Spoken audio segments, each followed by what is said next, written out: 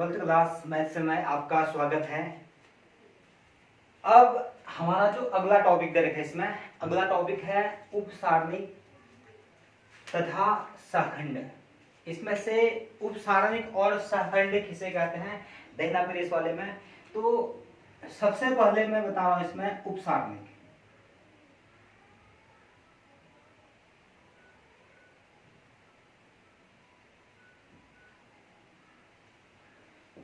तो देखना सबसे पहले माइनर किसे कहते हैं करके, उपसारणिक क्या होता है करके। तो उपसारणिक होता है, उपसारणिक कहते हैं यदि कोई भी सारणिक दिया हो, यदि कोई एक सारणिक दिया हो इस प्रकार से 1 2 3 0 5 1 2 1 3। तो यदि कभी हमारे पास कोई एक सारणिक दिया रहता है तो उपसारणिक कहलाता है किसी सारणिक के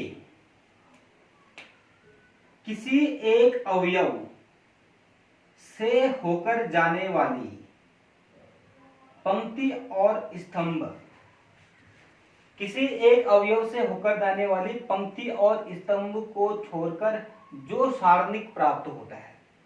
जैसे अभी इसमें से मैं पहला वाला अवयव ले जा रहा हूं, इसमें से A11 का जो पहला वाला अवयव है, यदि इससे होकर के रो और कॉलम को छोड़ देते हैं तो इसके बाद जो सारणिक प्राप्त हो रहा है वो सारणिक प्राप्त हो रहा है 5 1 1 3, ऐसा प्राप्त हो रहा है। तो यानी कि किसी अवयव से होकर के जाने वाली पंक्ति और स्तंभ को छोड़ करके जो सारणिक प्राप्त होता है वही सारणिक कहलाता है उस अवयव का उपसारणिक। अर्थात कि जो पहला वाला अवयव है यदि A11 का उपसारणिक है तो इसका जो उपसारणिक आ जाएगा ये इतना आ जाएगा। यदि मैं अब दूसरा अवयव ज्ञात कहूं, यदि दूसरे अवयव का उपसारणिक ज्ञात कहता हूं इसमें, यदि मैं इस वाले अवयव का उपसारणिक ज्ञात कर रहा हूं A12, यदि इसमें से कहता हूं A12 का उपसारणिक,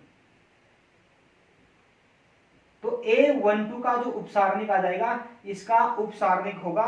तो सबसे पहले A12 अवयव ये वाला दे रखा है, तो इससे होकर के जाने वाली पंक्ति और स्तंभ को छोड़ देते हैं। इससे होकर के यानी रो और कॉलम को छोड़ने के बाद जो सारणिक प्राप्त हो रहा है वो सारणिक कौन सा, 0 1 2 3 0 1 2 3। तो जो A12 है इसका जो उपसारणिक होगा यह आ जाएगा 0 1 2 3। इसी प्रकार से यदि तीसरे अवयव का उपसारणिक ज्ञात करेंगे हम, तो तीसरे अवयव का उपसारणिक कहलाएगा, यदि 3 से होकर के यानी रो और कॉलम को छोड़ देंगे तो क्या आ जाएगा 0 5 2 1, यह आ जाएगा। तो उपसारणिक कहते हैं हम किसी भी सारणिक में, किसी सारणिक में किसी एक अवयव से होकर जाने वाली पंक्ति और स्तंभ को छोड़ करके जो सारणिक प्राप्त होता है वही सारणिक कहलाता है उस सारणिक का उपसारणिक। तो अब इसको लिखता हूं मैं सबसे पहले इसमें।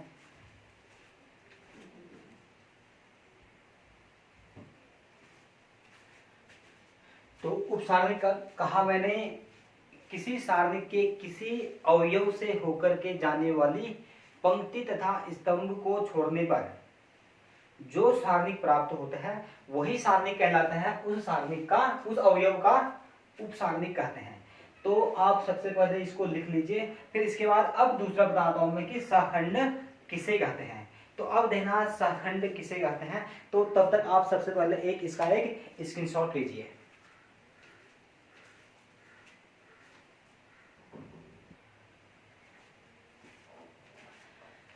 तो अब इसमें नंबर दूसरा देखना कि सहखंड किसे कहते हैं। तो देखना फिर अब सहखंड किसे कहते हैं देख लेना इसमें।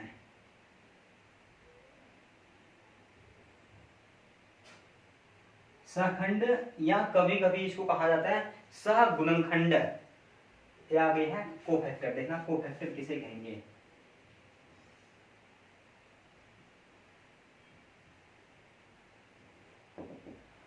तो देखना अब कोफैक्टर किसे कहते हैं। तो कोफैक्टर कहते हैं यदि कोई एक सारणिक दिया हो, डेल्टा इक्वल टू कोई एक सारणिक 1 2 3 0 1 2 5 1 3, यदि कोई एक सारणिक दे रखा है तो हम सहखंड कहते हैं किसी सारणिक के किसी अवयव का जो सहखंड होता है उस अवयव के उचित चिन्ह, उस अवयव का जो चिन्ह होता है उसके चिन्ह के साथ जो उपसारणिक होता है वही कहलाता है सहखंड।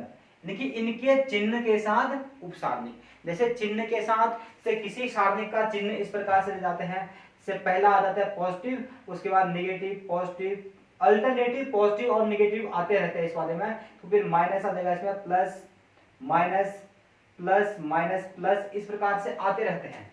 तो जैसे पहले वाले का ही हमें ज्ञात करना हो, ये पहले वाले का सहखंड ज्ञात करना हो, तो पहले वाले का तो जो सहखंड होता है इसका सहखंड तो इससे होकर के यानी रो और कॉलम को छोड़ने के बाद इसको इससे होकर के यानी सबसे पहले रो और कॉलम को छोड़ेंगे तो एक सारणिक आ जाएगा कितना 1 2 1 3। ये क्या कहला जाएगा, इस अवयव का उपसारणिक। देखिए अवयव जो पहला वाला अवयव है इससे होकर के जाने वाली जो रो और कॉलम है इसको छोड़ करके जो सारणिक प्राप्त हो रहा है ये कहलाएगा इसका उपसारणिक। यदि साथ में इनका चिन्ह भी ले जाएं, पहले वाले का चिन्ह कैसा होता है प्लस में, तो चिन्ह भी आ जाएगा तो वही कहलाएगा इसमें सहखंड। जैसे दूसरे वाले का दूसरे का ज्ञात करता हूं मैं, जैसे दूसरे अवयव के लिए ज्ञात करेंगे तो दूसरे वाले में इससे रो कॉलम को छोड़ देंगे तो कितना 0 2 3 5 3 0 2 5 3। ये तो हो गए हैं दूसरे अवयव का उपसारणिक हो गए हैं, लेकिन साथ में यदि इनका चिन्ह भी ले जाएं तो ये क्या हो जाएगा इसमें से सहखंड हो जाएगा।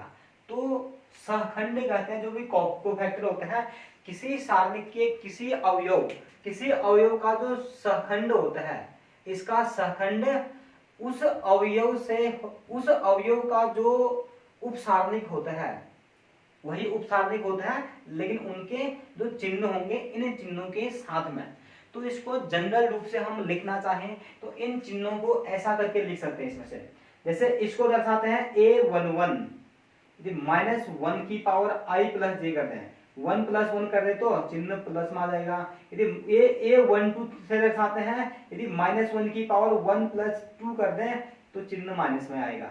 यदि -1 की पावर A13 है प्लस में आ जाएगा। ये 21 है, -1 की पावर 2 + 1, -1 की पावर 2 + 1 कहा तो ये भी कितना आ जाएगा प्लस में आ जाएगा। तो जो इसमें से अक्सर हम जो सहखंड है सहखंड को इस प्रकार से कहते हैं, सहखंड को तो कैपिटल A से प्रदर्शित किया जाता है। यदि किसी अवयव का Aij कहें तो जो Aij होता है Aij इक्वल टू कहते हैं -1 की पावर I + j इंटू इसका जो उपसारणिक है माइनर आ जाएगा Mij। तो किसी भी अवयव का जो सहखंड होता है Aij इक्वल टू -1 की power I + j into Mij। ये चिन्ह बता देगा इसमें से, जैसे 1 1 है तो रखा तो प्लस में आ जाएगा, 1 2 है इसलिए I की जगह 1 j की जगह 2 रखेंगे तो माइनस में आ जाएगा। यदि इसका ज्ञात करना हो ये 3 2 है, I की जगह 3 j की जगह 2 रखेंगे तो चिन्ह आ जाएगा इसमें और ये हो जाएगा इसमें उपसारणिक। तो अब मैं इसकी परिभाषा भी लिखता हूं कि उपसारणिक क्या होता है करके।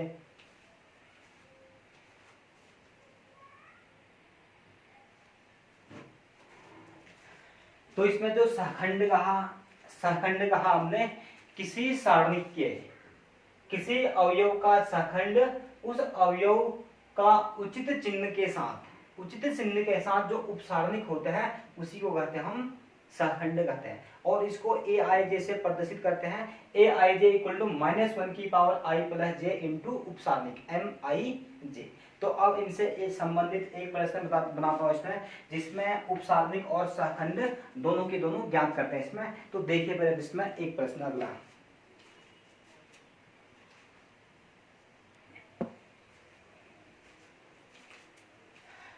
तो देखिए फिर इसमें एक क्वेश्चन ले रखा है। अब इसमें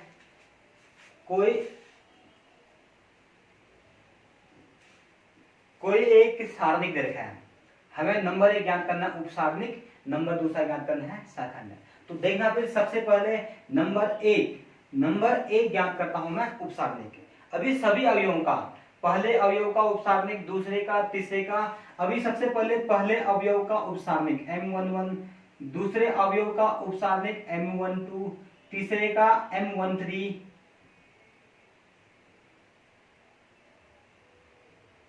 फिर M21, M22, M23,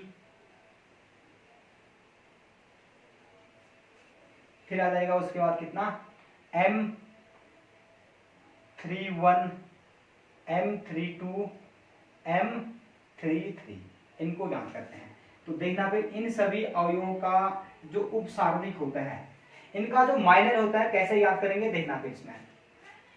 अभी पहले अवयव का माइनर याद कर रहे हैं, इसमें से MA11, तो पहले अवयव से होकर के जाने वाली रो और कॉलम को जोड़ देंगे तो क्या बचेगा इसमें से 5 - 1, 5 - 1 1 2, और इसकी वैल्यू ज्ञात करना आता है। पहले इक्वल टू, पहले इन दोनों का गुना कितना आएगा 10, फिर minus minus plus 1 equal to कितना देगा 11।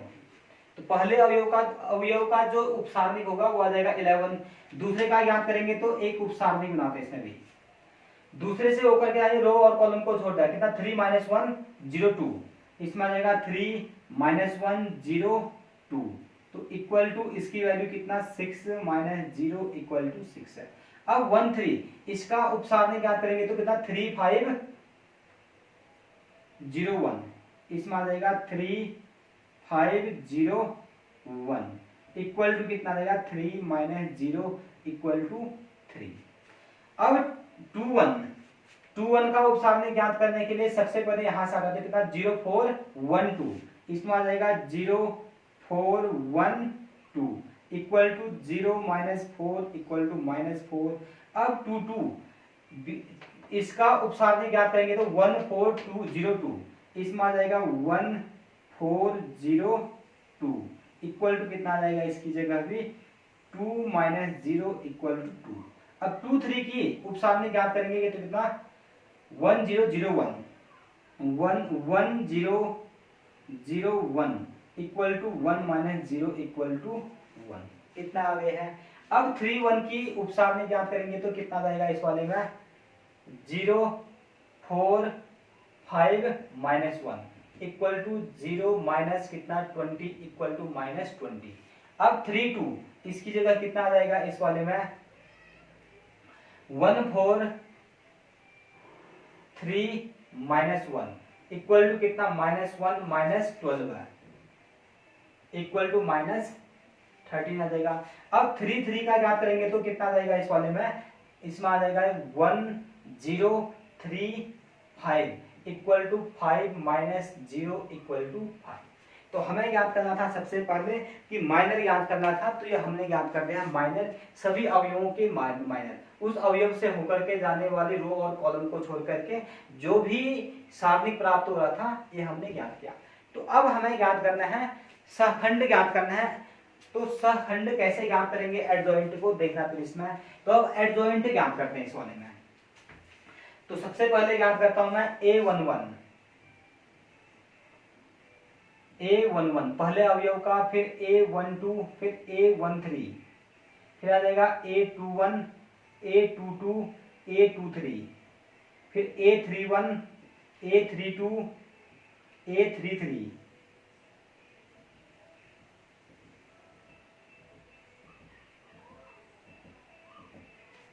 तो इनका मान कैसे ज्ञात करेंगे देखना। इनका मान ज्ञात करने के लिए सबसे पहले जैसे A11 ज्ञात कर रहे तो कितना -1 की power 1 + 1 1 into minor M11 into आ जाएगा M11 की जगह कितना आ जाएगा इस वाले में से, अभी ज्ञात भी कर रखा हम लोगों ने, माइनर ज्ञात कर भी रखा है। तो इस वाले में कितना आ जाएगा इसमें 5 -1 1 2, ये ज्ञात कर रखा है, माइनर ज्ञात किया हुआ है। तो इसकी जगह आ जाएगा इक्वल टू कितना, ये वैल्यू पॉजिटिव आ जाएगा 5 × 2 कितना 10 + 1 इक्वल टू 11, इतना आ जाएगा।